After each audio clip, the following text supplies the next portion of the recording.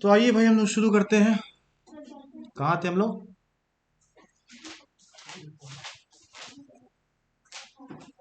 Gravitation में हम लोग स्मॉल जी तक पहुंच गए थे। स्मॉल जी का वैल्यू कैलकुलेट कर लिए थे।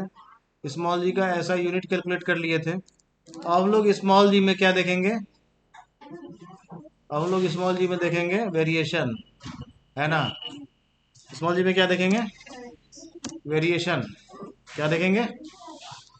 वेरिएशन देखेंगे। क्या हुआ? देखेंगे अब स्मॉल जी में वेरिएशन। और ये बहुत इंपॉर्टेंट क्लास होने वाला है भाई। कुछ बहुत महत्वपूर्ण चीज हम लोग देखेंगे। और जब ये देखेंगे तो फिजिक्स से हो जाएगा प्यार, है ना।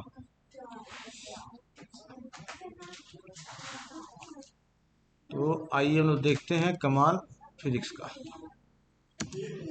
ठीक है। तो वेरिएशन जो होता है जी का, ये होता है विद एल्टीट्यूड, ठीक है। और ये होता है विद डेप्थ, और ये होता है due to shape of the earth. तो पहला है विद एल्टीट्यूड को हम लोग देखते हैं। एक आदमी है, जैसे जैसे उसका एल्टीट्यूड बढ़ेगा तो क्या होगा, इसको हम लोग देखते हैं। जी का फॉर्मूला हमारे पास क्या था जिससे हम लोग जी का वैल्यू कैलकुलेट किए थे? Capital G, M N mass of earth था, और आर स्क्वायर था। आर क्या था? Distance between their centres. नहीं, अगर कोई ऑब्जेक्ट अर्थ पर है तो अर्थ का रेडियस लेते थे हम लोग, लेकिन जैसे जैसे एल्टीट्यूड बढ़ेगा तो डिस्टेंस बिटवीन देयर सेंटर्स लेते हैं हम लोग। ठीक है भाई। आर क्या है यहाँ पे? हाँ, यहाँ पे आर है distance between their centres. There centres का मतलब जो दो मास है M1 M2 उनके बीच का। ठीक है भाई। तो जी कैलकुलेट करने का हमारा तरीका ये है। अब इसमें साफ साफ दिख रहा है कि आर जो है वो क्या है? डिनोमिनेटर है। तो आर का वैल्यू अगर बढ़ेगा तो जी का वैल्यू घटेगा। सिंपल है भाई। इसीलिए जैसे जैसे एल्टीट्यूड बढ़ता है जी का वैल्यू घटता है। ये बहुत सिंपल है। ये इजीली हम लोग मैथमेटिकली इसको देख करके समझ सकते हैं कि डिस्टेंस बिटवीन देयर सेंटर्स अगर बढ़ाएंगे तो वो बन जाता है, क्योंकि डिनोमिनेटर, तो डिनोमिनेटर बढ़ेगा तो रिजल्ट क्या होगा हमारा? घटता जाएगा, छोटा होता जाएगा। ठीक है। तो इसीलिए जैसे जैसे हम लोग इसका डिस्टेंस बढ़ाएंगे तो क्या हो जाता है हमारा? रिजल्ट क्या हो जाएगा? कम हो जाएगा। और जैसे जैसे इसको एल्टीट्यूड को छोटा करेंगे तो क्या हो जाएगा? हाँ, ये समझने में कोई दिक्कत है क्या? इसका फॉर्मूला हम लोग यहाँ लिख लेते हैं।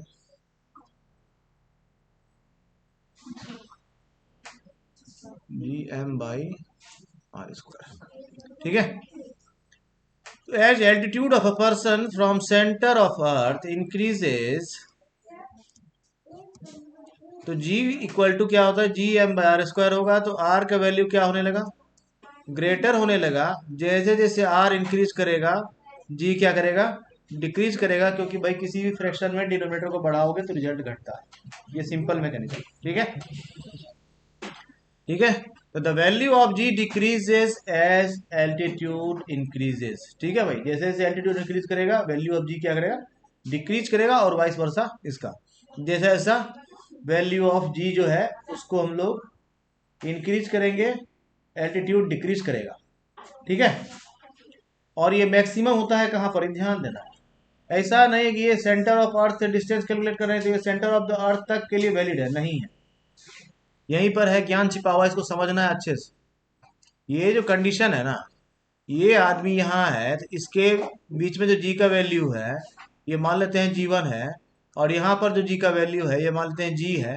तो निश्चित तौर पर ये साफ साफ दिख रहा है कि जी का वैल्यू जो ग्रेटर होगा किससे? जी1 से, क्योंकि यहाँ एल्टीट्यूड ज़्यादा है तो जी1 का वैल्यू जी के वैल्यू से कम होगा। लेकिन अगर ये आदमी डीपर चला जाए, यहाँ समझना है डेप्थ का मतलब क्या है और एल्टीट्यूड का मतलब क्या है। ये पहला कंडीशन जो होता है ये वैलिड होता है किसी भी हाइट से up to surface of the earth, बस यहीं तक के लिए। ऐसा नहीं कि up to centre of the earth तक के लिए वैलिड है। ठीक है भाई। ये पैटर्न जो होता है ये कहाँ से कहाँ तक के लिए वैलिड है? किसी भी एल्टीट्यूड से लेकर के, सर्टेन एल्टीट्यूड से लेकर के up to surface of the earth तक के लिए, यानी सरफेस ऑफ द अर्थ तक आकर के ये पैटर्न दिखने के लिए मिलता है। उसके बाद पैटर्न हो जाता है अलग, और उसके बाद जो पैटर्न हो जाता है उसको हम लोग समझते हैं पैटर्न क्या है। ठीक है। अब ये आदमी जा रहा है नीचे, यानी अर्थ के अंदर डेप्थ में जा रहा है। तो जब डेप्थ में जा रहा है तो क्या लिखा, as person goes closer to the centre of the earth. तो इस जगह पर क्या हो जाता है, एक फॉर्मूला यूज होता है, इसको याद रखना है। और ये कैसे काम करे इसको हम लोग अभी समझ लेंगे, ऐसा कुछ नहीं है। इसको थोड़ा सा इसको लिख भी लेना है साथ ही साथ कॉपी में, है ना। और ये टॉपिक है थोड़ा इंपॉर्टेंट, तो थोड़ा इसको हम लोग समझेंगे डिटेल में, है ना भाई। बिना व्याकुल के समझेंगे और ये इंटरेस्टिंग चीज है। तो पहला है जी डैश जो है ये variation in acceleration due to gravity है, और स्मॉल जी जो है ये gravity on the surface of the earth है। डी वहाँ क्या है, depth to which person goes, और आर क्या है, रेडियस है। और इस जगह पर वेरिएशन निकालने का फार्मूला होता है ये, और ये फार्मूला आता है सेल्स थ्योरम से। ठीक है भाई। और ऐसा क्यों होता है इसको समझ लेते हैं हम लोग, ऐसा क्यों नीचे जाने से बढ़ने की बजाय घट रहा, जबकि ये साफ साफ दिख रहा भाई कि अगर फोर्स एग्जर्ट कर रहा है सेंटर, तो सेंटर के जितना करीब होंगे उतना ज्यादा होने वाला है। ठीक है। जबकि ऐसा होता नहीं, क्यों नहीं होता इसको समझते हैं। तो समझना है भाई, अगर ये एक बॉल है, जो जैसा अर्थ है, हमारा अर्थ क्या है, एक बॉल की तरह है। तो समझना है जरा सा, इसमें फिजिक्स क्या कहता है कि अगर कोई आदमी जो है इस जगह पर है, तो हम लोग क्या करते हैं, यहाँ सेंटर, अगर ये एक सिस्टम है, ये क्या है, सिस्टम है। तो सिस्टम में क्या है, अगर हम लोग यहाँ रेडियस ले रहे हैं, तो हम लोग इस पूरे को कंसिडर कर रहे हैं। ठीक है भाई। तो यहाँ जो ये रेडियस है, ये फोर्स अप्लाई कर रहा है किस पर, इस पूरे पर, है ना। लेकिन जैसे ही इससे ऊपर जा रहे हैं हम, तो ये रेडियस अप्लाई कर रहा है इस पर, क्योंकि सिस्टम यही खत्म हो जाता है। तो सिस्टम इसके बाहर फोर्स अप्लाई कर रहा है, तो वो धीरे धीरे अब उसका इंटेंसिटी वीकर होता जाएगा जैसे जैसे एल्टीट्यूड बढ़ेगा, जिसको हम लोग पहला केस में देखें। सेकेंड केस जो है डेप्थ वाला, उसमें क्या है कि अगर ये अर्थ है, सपोज करते हैं, और इसके अंदर हम लोग एक सर्टेन डेप्थ पे चले गए हैं, लेट ये डेप्थ है, तो यहाँ पर जो है इसको ऐसे समझना है जैसे मून का जी का वैल्यू अर्थ के जी की वैल्यू से कम है या अधिक है, कम है। क्यों कम है, मास कम है, नाइस। रेडियस भी तो कम है, रेडियस भी कम हो गया और मास भी कम हो गया, तो जी का वैल्यू तो अधिक होना चाहिए ना, नहीं होना चाहिए जी का वैल्यू अधिक। कॉमन सेंस से देखना है भाई, जी का वैल्यू क्यों अधिक होना चाहिए, क्योंकि आर जो है वो स्क्वायर में चल रहा है, ये ध्यान देना है। माँ घट तो रहा है, मास भी घट तो रहा है, रेडियस भी। ऑब्जेक्ट छोटा हो रहा है, ये सपोज करते हैं ये अर्थ है, इसके कंपैरिजन में मून का साइज मान लेते हैं इतना बड़ा, ठीक है।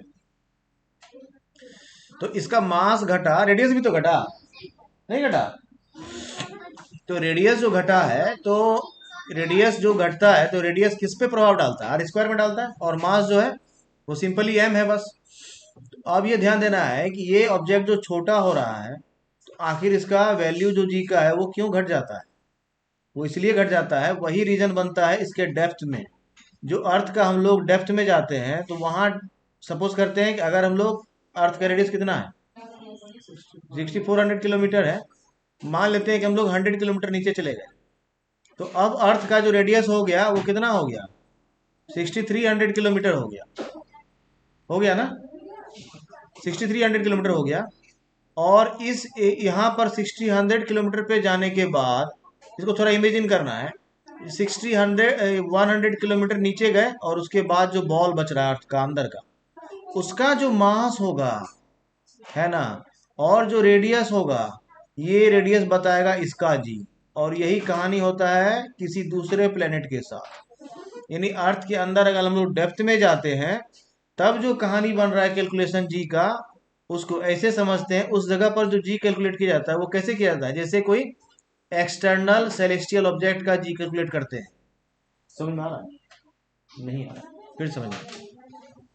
जैसे मून का जी कैलकुलेट करना है, तो मून का जी कैलकुलेट जो करते हैं क्या अर्थ के रिलेशन में करते हैं, नहीं, हम लोग इस जगह पर क्या करेंगे, जी का वैल्यू लेंगे, मास ऑफ ई के जगह मास ऑफ मून लेंगे, और आर के जगह पे रेडियस लेंगे किसका, मून का। अर्थ का कोई भी चीज इसमें नहीं लिया जाता, अर्थ से कोई रिलेशन नहीं होता।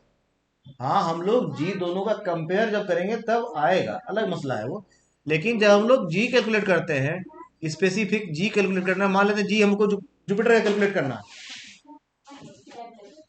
तो जुपिटर का जी कैलकुलेट करने अर्थ का किसी वजह से क्या मतलब है, कोई मतलब नहीं है। अगर जुपिटर का जी कैलकुलेट करना है तो यूनिवर्सल ग्रेविटेशनल कांस्टेंट लेंगे, पूरा यूनिवर्सली फिक्स है ये तो। और मास ऑफ ई की जगह पे, उस जगह पे हम लोग मास ऑफ जुपिटर लेते हैं, और आर की जगह उस जगह पे हम लोग रेडियस ऑफ जुपिटर लेंगे। ठीक है भाई, तो उस जगह पे अर्थ से कोई मतलब है क्या। उसी तरह से जी का वैल्यू घटता बढ़ता है। पहला केस में जो हम लोग एल्टीट्यूड के केस में देखे थे, ये जो केस देखे थे पहला वाला, जिसमें कि हम लोग जैसे जैसे रेडियस बढ़ा रहे थे तो जी का वैल्यू घट रहा था। क्यों, यहाँ पे हम लोग अर्थ का ही सारा कुछ कैलकुलेट कर रहे हैं, मास अर्थ का ही है, रेडियस अर्थ का है, और इसमें डिस्टेंस बढ़ा रहे हैं घटा रहे हैं, तो अर्थ के जी के कंपेयर में हम लोग कर रहे हैं, देख रहे हैं कि कितना होगा। लेकिन ये जो विथ डेप्थ वाला सिस्टम है ना, इसको ऐसे समझना है, जैसे ही हम लोग नीचे गए ना, ऐसे समझना है कि अब एक ये नया बॉल है, और उस बॉल का साइज क्या है। अभी जैसे हम लोग एज्यूम किए थे क्या, कि मान लेते हैं कि हम लोग 100 किलोमीटर नीचे गए हैं। अब ये जो बॉल है उसका सिर्फ रेट, इस केस में क्या हो रहा है, मास पर कोई अंतर नहीं आ रहा है। कोई अंतर आ रहा है क्या, मास को भी हम लोग इसका फिक्स रखे हैं, जी भी इसका फिक्स रखे हैं, घटा बढ़ा किसको रहे हैं, रेडियस को। लेकिन जैसे ही डेप्थ का केस आता है ना, तो डेप्थ के केस में मास भी चेंज होता है, ये समझना है। और मास कितना चेंज होता है, इस रेडियस में जो मास आ रहा है ना वही मास लेना होता है ना। एक्सटर्नल मास को हम लोगों को छोड़ना होता है, ये मास कंसिडर नहीं किया जाता है ना। और ये मास जो है इसके कंपैरिजन में बहुत ज़्यादा होता है। ठीक है, तो इस मास को हम लोग क्या करते हैं, छोड़ देते हैं। और हम लोग मास किसको कैलकुलेट करते हैं, जो अगर हम लोग रेडियस जो है उसको 6300 किलोमीटर लिए हैं, तो हम लोग मास जो कैलकुलेट करेंगे उस समय में 6300 किलोमीटर के अंदर जो मास है अर्थ का वही कैलकुलेट करेंगे। अब समझ में आ रहा है।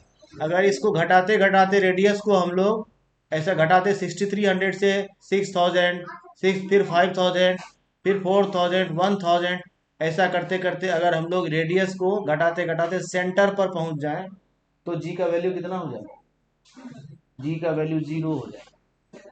जी का वैल्यू क्या हो जाएगा, जीरो हो जाएगा।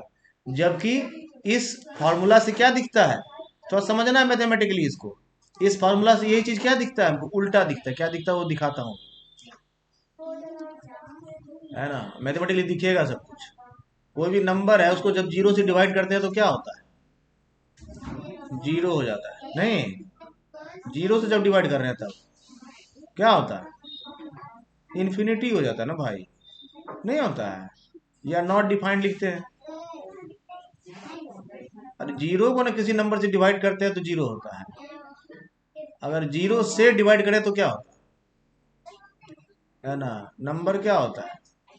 उसको हम लोग या तो नॉट डिफाइंड लिख देते हैं, या नहीं तो लगते हैं कोई इन्फिनिटी में कोई नंबर होगा वही होगा, है ना। चलो भाई देखते हैं इसको, ये होने वाला बहुत इंटरेस्टिंग।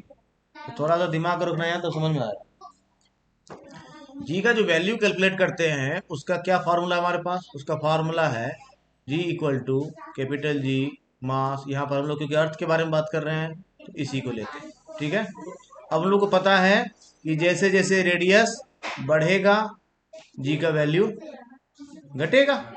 नहीं, जो पहला केस हम लोग देखे, इसका हम लोग उल्टा करके देखते हैं। अब जैसे जैसे रेडियस घटेगा जी का वैल्यू बढ़ना चाहिए, ऐसा होता नहीं है। लेकिन ये ध्यान देना है हमेशा कि रेडियस यानी अर्थ का सरफेस, रेडियस जब घटाएंगे उसका मतलब जो है सीन बदल के कहाँ से कहाँ आ जाएगा, यहाँ से बदल के यहाँ आ जाता है। रेडियस घटाने का मतलब होता है कि अब अर्थ के डेप्थ में जा रहे हैं। तो ऐसा नहीं है कि जी बढ़ाने से, सॉरी आर जो है वो बढ़ाने से जी घट रहा है तो आर घटाने से जी बढ़ने लगेगा, ऐसा नहीं। तो वाइस वर्सा ट्रू नहीं होता।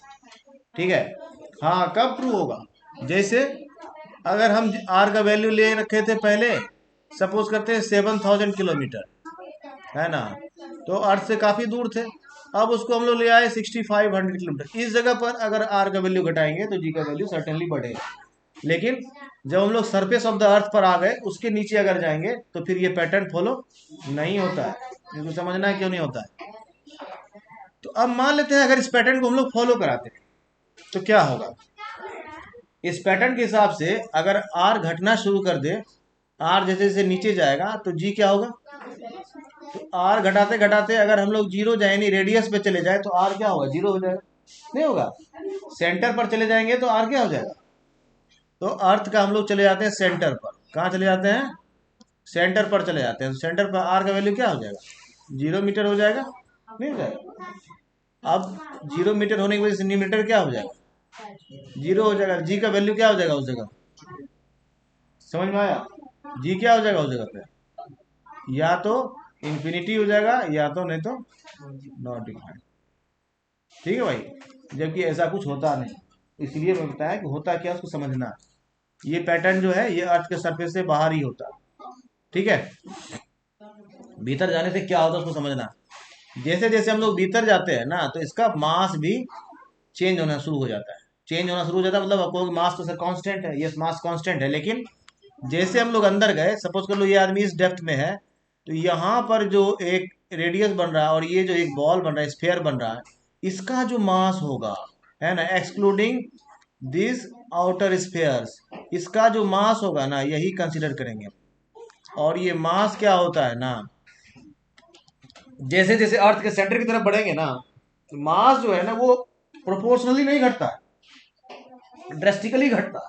क्यों, जैसे जैसे सपोज करते हैं कि अगर हम एक इतना बड़ा बॉल लिए, इसका मास है सपोज करते हैं 5 kg, ऐसे एज्यूम करते हैं, और इसका रेडियस है मान लेते हैं 1 मीटर। तो क्या अगला 1 मीटर जो इसका रेडियस बढ़ाएंगे तो उसका मास क्या 10 kg होगा क्या, 10 kg होगा क्या, कभी नहीं होगा। क्यों नहीं होगा, क्योंकि ये बहुत बड़ा वॉल्यूम ऑक्युपाई कर लिया। फिर 1 मीटर बढ़ाएंगे तो सर्टेनली इस रफ्तार से नहीं बढ़ेगा, और ज्यादा हो जाएगा, और ज्यादा हो जाएगा, है ना। और जैसे जैसे ये आगे बढ़ेगा तो रेडियस बढ़ेगा कम और मास बढ़ेगा बहुत ज्यादा। समझ में आ रहा है चीज।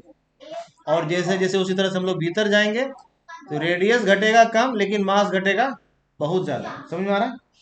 अब जैसे जैसे डेप्थ बढ़ाए तो डेप्थ बढ़ाए इसका मतलब रेडियस हुआ कम, रेडियस हुआ कम, साथ ही साथ मास हो गया उससे भी कम, नहीं।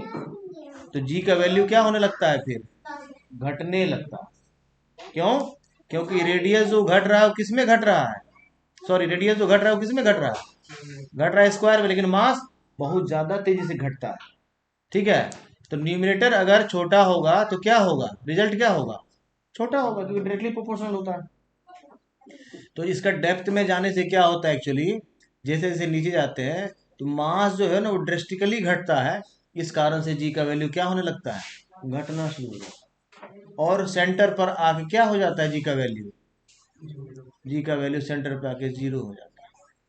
और अगर इस पैटर्न को फॉलो करते तब तो जी का वैल्यू अलग ही लेवल पर पहुंच जाता है। समझ में आता ही।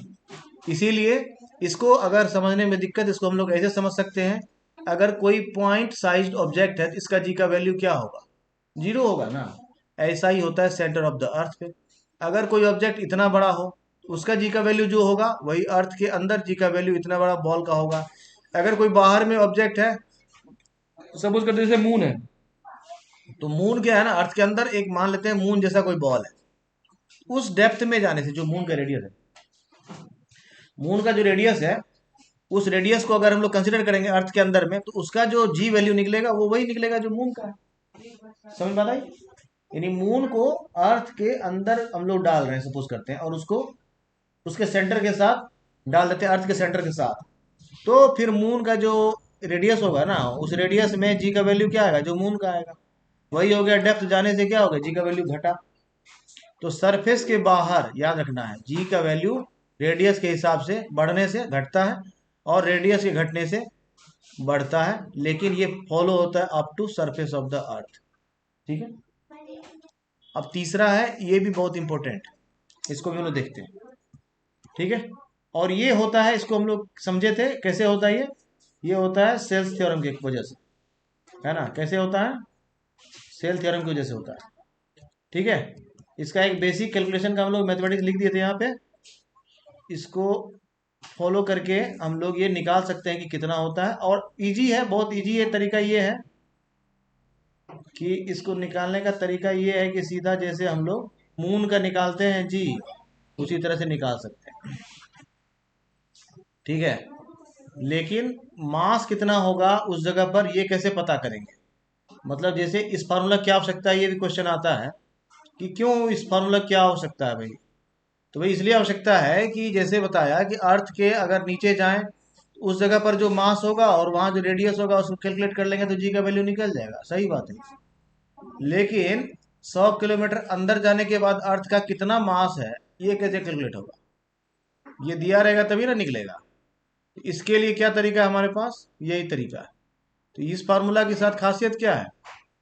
इस फार्मूला, इसमें मास का जरूरत नहीं पड़ रहा है ना। ये जी डैश क्या है? ये variation in acceleration due to gravity है। ये सिर्फ डेप्थ रहेगा हमारे पास, पता चल जाएगा। तो बिना मास के हम निकाल सकते हैं कितना वेरिएशन आएगा। ठीक है भाई, कोई दिक्कत है? समझ में आ गया? तो the value of g decreases as we move towards the centre of the earth and as we go at the centre of the earth the value of g will be 0। ठीक है, सेंटर ऑफ द अर्थ पे जाएंगे तो जी का value क्या हो जाएगा? 0 हो जाएगा। अब आते हैं हम लोग तीसरा केस में, due to shape of the earth में। तो अर्थ का शेप कैसा है? हम लोग बोलते हैं ऑरेंज शेप्ड है, मतलब अर्थ जो है उसके साथ क्या है कि अर्थ जो परफेक्टली स्फेरिकल है क्या? अर्थ जो है अपने इक्वेटोरियल रीजन में, जो अर्थ का इक्वेटर है यहाँ पर क्या है, ये इसका फैलाव ज़्यादा है, और जो पोलर रीजन है वहाँ इसका फैलाव कम है। यानी अर्थ जो है वो कैसा है? ऐसा है ना, कैसा है? ऐसा। पोलर रीजन में उसका ये हाइट कम है और इक्वेटोरियल रीजन में उसका हाइट ज़्यादा है। ठीक है भाई, ठीक है भाई। तो अर्थ का क्या है? पोलर रीजन में हाइट कम है और इक्वेटोरियल रीजन में ज़्यादा है। ठीक है, कोई दिक्कत? तो इसका केस में इस जगह पर जी का वैल्यू क्या होगा और इस जगह पर जी का वैल्यू क्या होगा, इसको समझते हैं। ठीक है, तो इक्वेटोरियल रीजन में क्या होगा? आर का वैल्यू, अगर हम लोग आर, इसको मान लो आर इक्वेटोरियल लिखते हैं और आर पोलर रीजन लिखते हैं, तो आर जो है, आर इक्वेटोरियल रीजन ग्रेटर होगा ना। ये समझ में आ रहा है? तो poles are closer to the centre than equator. अगर ये क्लोजर है तो रेडियस कौन सा बड़ा होगा? जो इक्वेटोरियल रीजन का रेडियस है वो क्या होगा? यस। तो gravity is inversely proportional to the distance, नहीं, thus R decreases g increases and vice versa. यानी जैसे जैसे आर इंक्रीज करेगा जी डिक्रीज करेगा, जी इंक्रीज करेगा आर डिक्रीज करेगा। कोई दिक्कत है? ठीक है भाई। तो ये पैटर्न जो पहला वाला पैटर्न था उसी तरह का पैटर्न को यहाँ भी फॉलो करता है, क्योंकि इक्वेटोरियल रीजन में आर हो गया ज़्यादा तो यहाँ जी का वैल्यू हो जाएगा क्या? उसी तरह से जी जो है वो जी ऑफ इक्वेटोरियल रीजन जो है ये क्या होगा? ग्रेटर हो जाएगा, नहीं हो जाएगा? नहीं होगा, स्मॉलर ना होगा। हाँ, ये ध्यान देना, हमेशा कंफ्यूज नहीं करना है ना। सॉरी। तो आर जो है पोलर रीजन का वो क्या होगा? आर जो है पोलर रीजन का क्या होगा? आर जो है पोलर रीजन का क्या होगा? छोटा होगा, इसीलिए जी क्या हो जाएगा? बड़ा हो जाएगा। ठीक है, यानी जी का वैल्यू पोलर रीजन में क्या होगा? अधिक होगा, और यहाँ क्या होगा? कम होगा। ठीक है भाई। तो जी जो है अगर ये पोलर रीजन का है और अगर जी ये इक्वेटोरियल रीजन का है, तो जी जो है पोलर रीजन का क्या है? ग्रेटर है जी किसके? इक्वेटोरियल रीजन के। और ऐसा क्यों होता है? क्योंकि आर जो है पोलर रीजन का वो छोटा है, आर जो है इक्वेटोरियल रीजन का है ज़्यादा। तो आर बड़ा होगा तो जी क्या हो जाएगा? छोटा हो जाएगा। समझ में आया? यहाँ में कोई दिक्कत है भाई? तो the value of g increases at poles and decreases at equator, इसको ध्यान रखना। ठीक है, कहाँ इंक्रीज करेगा? At the poles of the earth and decrease क्या करेगा? At the equator. ये समझ में आया? अब हम लोग आते हैं फ्री फॉल के केस में और जानते हैं कैसे ये गवर्न होता है by 3 equations of motion. Three equations of motion हम लोगों को पता है ना। पहला क्या है, v equals u plus a t. दूसरा दूसरा क्या है, s equal to u t plus half a t square. पहला जो था v equals u plus a t, इसी को हम लोग लिखते थे ग्रेविटेशन के टर्म में, v equals u plus g t. A की जगह स्मॉल दिया जाता था, acceleration due to gravity. Second equation जो था हमारा u t plus half a t square, यही इक्वेशन ग्रेविटेशन में किया जाता था, u t plus half g t square. ठीक है भाई, कोई दिक्कत नहीं। और तीसरा इक्वेशन था v square equal to u square plus two a s, और यही ग्रेविटेशन में चेंज होकर के हो जाता था, v square equal to u square plus two g h, है ना। ठीक है भाई, यहाँ एच हो जाएगा भाई, ध्यान देना। V square equal to u square plus two g h लिखना, ठीक है। चलिए भाई, यहाँ देख लीजिए, यहाँ u क्या है, इनिशियल वेलोसिटी, और v क्या है, फाइनल वेलोसिटी, h क्या है, वर्टिकल डिस्प्लेसमेंट, और t क्या है, टाइम टेकन। ठीक है, h क्या होता है, वर्टिकल डिस्प्लेसमेंट होता है। हाँ, यहाँ भी h होगा, h equal to u t plus half g t square, क्योंकि ग्रेविटेशन के टर्म में जो डिस्प्लेसमेंट होता है ना भाई, वो वर्टिकल डिस्प्लेसमेंट ही होता है। हाँ, तो अगर एस लिखते हैं तो ऐसा कुछ नहीं कि ये गलत है, ऐसा नहीं, एच भी लिख सकते हैं, एस भी लिख सकते हैं, लेकिन क्योंकि पूरा का पूरा ग्रेविटेशन में हम लोग क्या करते हैं, वर्टिकल डिस्प्लेसमेंट ही कंसिडर करते हैं। लेकिन जब हम लोग आउटसाइड द अर्थ जाते हैं तो फिर डिस्प्लेसमेंट भी कंसिडर करते हैं। ठीक है, तो आगे देखें, आगे देखते हैं हम लोग कुछ न्यूमेरिकल्स। ठीक है, तो हम लोग न्यूमेरिकल्स को कुछ एक टाइप में डिवाइड कर लेते हैं और बारी बारी से उसको देखते हैं। पहला है हमारा numericals that is based on force of gravitation, the formula of force of gravitation that is G M M by R square. ठीक है, एफ का फॉर्मूला क्या होता है भाई, एफ का फॉर्मूला क्या होता है, एफ का फॉर्मूला होता है एम ए, और एफ का फॉर्मूला होता है एम जी, और एफ का फॉर्मूला होता है, ठीक है भाई। अभी हम लोगों का जितना भी न्यूमेरिकल होगा वो इसी पर बेस्ड होगा। ठीक है, तो आगे बढ़े। पहला, what happens to the force between two objects if the mass of one object is doubled, the distance between the object is doubled and tripled, the masses of both objects are doubled। चलिए इसको बना के देखिए, बार बार देखते हैं इसको हम लोग। हमारे पास फॉर्मूला क्या है, फोर्स ऑफ ग्रेविटेशन का फॉर्मूला है G M one M two by R square, और एफ जो होता है वो डायरेक्टली प्रोपोर्शनल होता है किसके, एम वन एम टू के, क्योंकि जी क्या है यहाँ पर, कांस्टेंट है भाई, है ना। ठीक है, जी क्या है, कांस्टेंट, ध्यान देना है। एफ जो होता है वो डायरेक्टली प्रोपोर्शनल होता है किसके, प्रोडक्ट ऑफ देयर मासेस के। लॉ ऑफ ग्रेविटेशन का पहला लाइन था ये, है ना। Force of gravitation is directly proportional to the product of their masses, and the force of gravitation is inversely proportional to the square of the distance between them, है ना। ठीक है भाई, कोई दिक्कत है। तो पहला है फोर्स जो होता है वो डायरेक्टली प्रोपोर्शनल किसके, प्रोडक्ट ऑफ देयर मासेस के।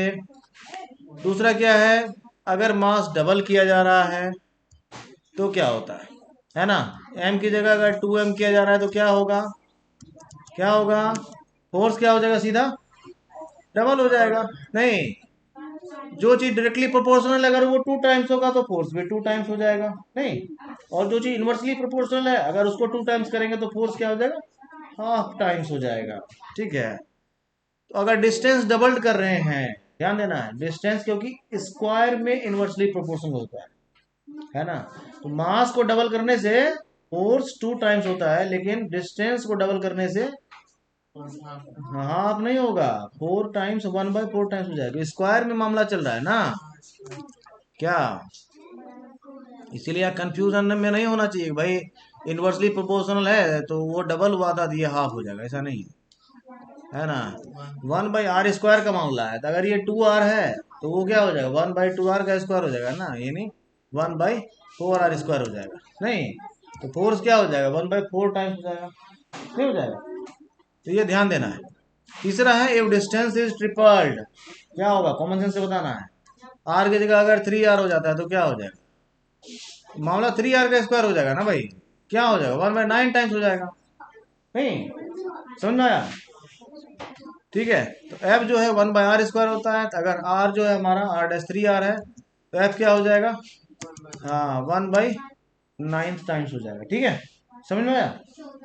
अब आते हैं हम लोग नेक्स्ट में, if mass of both objects is double, दोनों का मास को अगर 2 टाइम्स कर दिए है ना, तो क्या हो गया, ये भी 2m हो गया, ये भी 2m हो गया। पहले क्या था, मान लो m² था या mm था, अब 4 टाइम्स हो गया।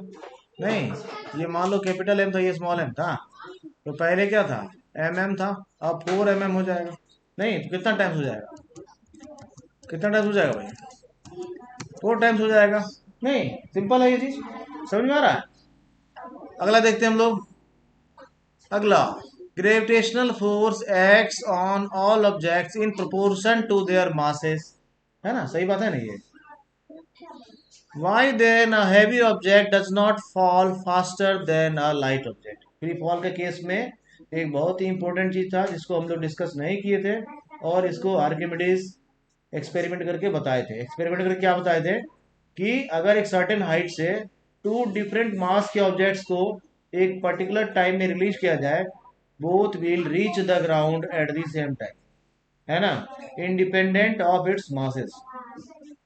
एक 5 kg का हो, दूसरा 500 kg का हो, दोनों को अगर एक सर्टेन हाइट से रिलीज किया जाता है, दोनों सेम टाइम में पहुंचेगा, है ना। ये फ्री फॉल का केस है, और यही है फिजिक्स का ब्यूटी। क्या फिजिक्स क्या कहता है, फिजिक्स कहता है कि एक रुई का टुकड़ा हो और एक स्टोन हो, अगर आप उसको किसी हाइट से ड्रॉप करते हैं तो तुमको लगता होगा कि पत्थर जो है, स्टोन जो है जल्दी पहुंच जाएगा, लेकिन फिजिक्स क्या कहता है, both will reach the ground at the same time. ठीक है, हाँ, तो आगे देखिए भाई, if F be the gravitational force on a body of mass m, then F equals gmm by r square, और g इक्वल टू क्या होता है, g इक्वल टू क्या होता है भाई, gm by r स्क्वायर। तो clearly g is independent of m, है ना।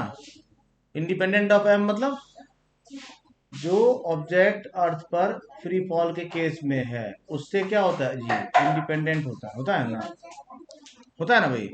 Hence all bodies fall with the same rapidness when there is no air resistance, ये इंपॉर्टेंट, ठीक है भाई।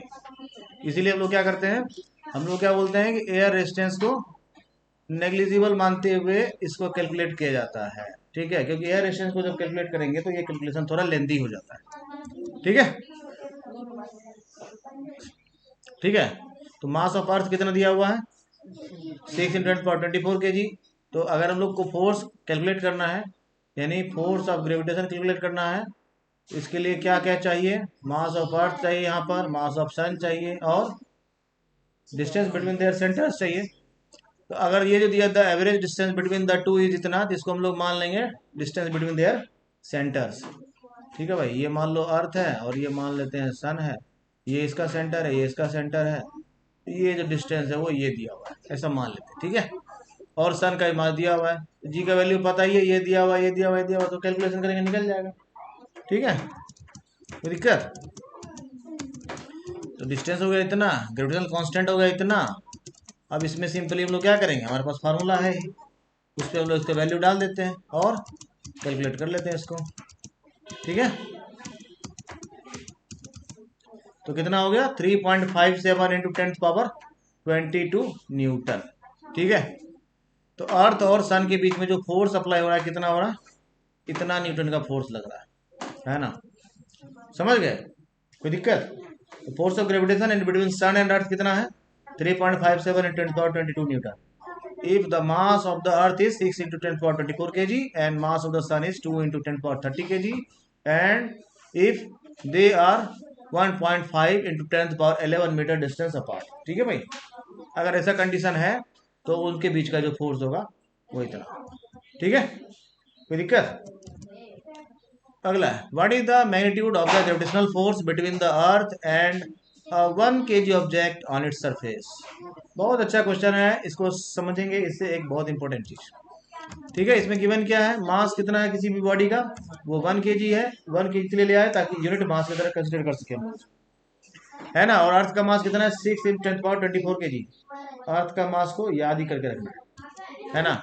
रेडियस कितना है अर्थ का 6400 किलोमीटर या 6.4 × 10⁻6 मीटर, है ना। फोर्स कैलकुलेट करना है तो फोर्स क्या होता है Gm/m², ठीक है भाई। तो दूसरा एम कितना है 1 kg है, तो उसको लिखें चाहे ना लिखें, कोई अंतर पड़ेगा क्या, कोई अंतर नहीं पड़ेगा भाई।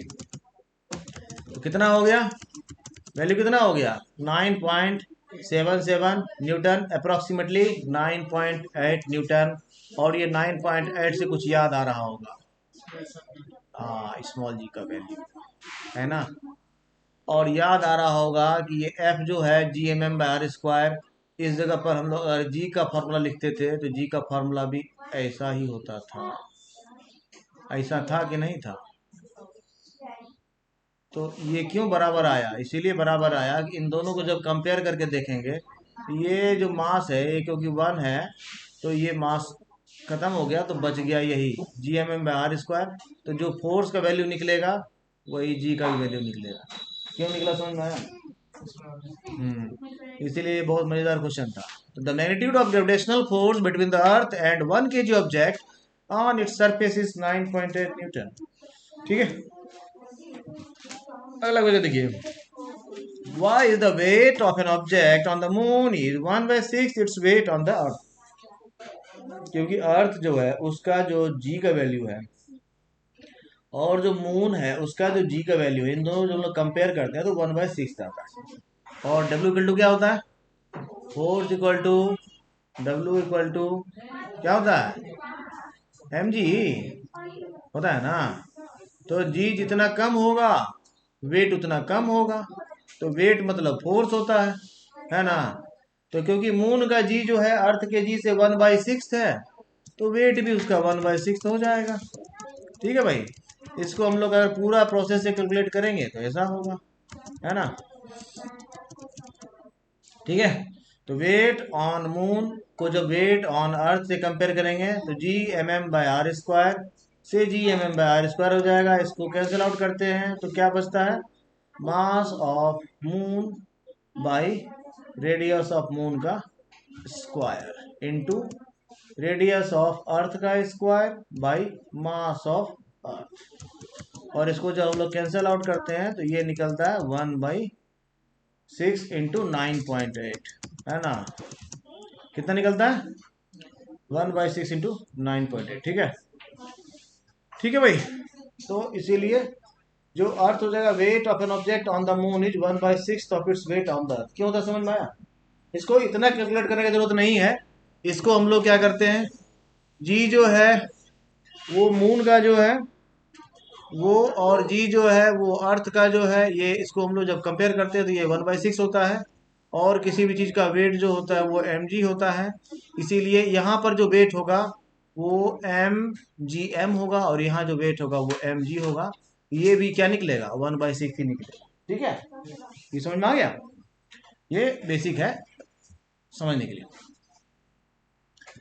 ठीक है, gravitational force on the surface of the moon is only 1/6 as strong as gravitational force on the earth। What is the weight in newtons of a 10 kg object on the moon and on the earth। अगर 10 kg, 10 kg क्या हो गया wait हो गया, 10 kg क्या है मास है भाई। वेट को हम लोग फिजिक्स में न्यूटन से देखते हैं, ध्यान देना, वेट क्योंकि फोर्स है। तो कह रहा है कि एक 10 kg का ऑब्जेक्ट है, उसका वेट अर्थ पर क्या होगा मून पर क्या होगा, है ना। तो वेट इक्वल टू क्या होता है, एफ इक्वल टू क्या होता है mg होता है ना। एम दिया हुआ कितना 10 और अर्थ पर कितना है वैल्यू 9.8 है, तो कितना हो गया उसका वैल्यू 98 न्यूटन हो गया। वेट केजी नहीं लिखना है ना। ठीक है, और मून पर कितना हो जाएगा 98/6 न्यूटन हो जाएगा। समझ में आ गया, ठीक है भाई, समझ में आया।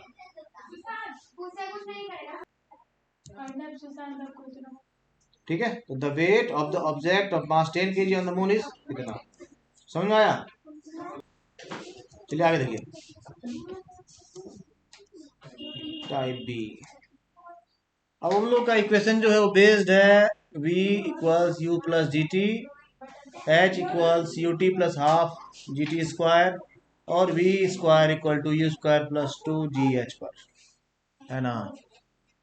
इसको हम लोग ले लेंगे 2gh और इसको ले लेंगे हम लोग h, है ना।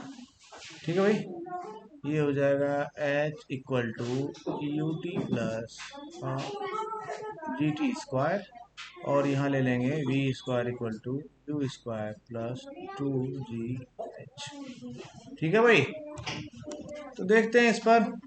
A stone is allowed to fall from the top of a tower 100 meter high, and at the same time another stone is projected vertically upwards from the ground with a velocity of 25 meter per second. Calculate when and where the two stones will meet. एक stone जो है वो यहाँ से release किया जा रहा है, उसी समय में एक स्टोन यहाँ से प्रोजेक्ट किया जा रहा है ना। और बिल्डिंग का हाइट दिया हुआ है कितना, कितना दिया हुआ बिल्डिंग का हाइट 100 मीटर दिया हुआ है सवाल, ठीक है 100 मीटर हाई, और जो इसको प्रोजेक्ट किया जा रहा है 25 मीटर पर सेकेंड से किया जा रहा है। ठीक है भाई, हाँ, तो ये इसको इनिशियल वेलोसिटी ले लेंगे। ठीक है, अब एक बॉल ऊपर से नीचे आ रहा है, तो इसका इनिशियल वेलोसिटी कितना है जिससे हम छोड़ रहे हैं, 0 है। धीरे धीरे वेलोसिटी यहाँ पर क्या हो जाएगा, इसका मैक्सिमम हो जाएगा, तो इसको मानेंगे क्या v, है ना। v कितना है, हाँ लिखा है vertically upwards from the ground with, अच्छा नीचे वाला जो फेंका जा रहा है उसको फेंका जा रहा है किससे 25 मीटर पर सेकंड स्क्वायर पर सेकंड, यानी जो वर्टिकली अपवर्ड फेंका जा रहा है उसका इनिशियल वेलोसिटी हो जाएगा 25 मीटर पर सेकंड, और जो वर्टिकली डाउनवर्ड आ रहा है उसका इनिशियल वेलोसिटी 0 हो जाएगा। ठीक है, अब क्वेश्चन यही है कि दोनों कब मिलेगा, किस डिस्टेंस पर मिलेगा। ठीक है, तो मान लेते हैं कि एक जो है x मीटर डिस्टेंस ट्रेवल किया, तो दूसरा कितना डिस्टेंस ट्रेवल करेगा 100 मीटर माइनस x, क्योंकि डिस्टेंस बिटवीन द बॉल्स कितना है 100 मीटर। ठीक है भाई, ये समझ में आ गया। तो दोनों की जगह डिस्प्लेसमेंट कितना हो गया 100 metre, time and distance when the stones meet पता करना है। तो हमारे वाली पास फार्मूला है जो h का फार्मूला है ut plus half g t square. Suppose the two stones meet at a height of x from the top of a tower after time t from the start. तो initial velocity पहला stone जो ऊपर से नीचे आ रहा है उसके लिए हो जाए 0, और g का वैल्यू कितना मान लिए हैं, है ना, ऐसा मान लिए हैं। तो g का वैल्यू क्या लिया गया है, ठीक है भाई, g का वैल्यू लिया गया है 10। ठीक है, ये समझ में आया।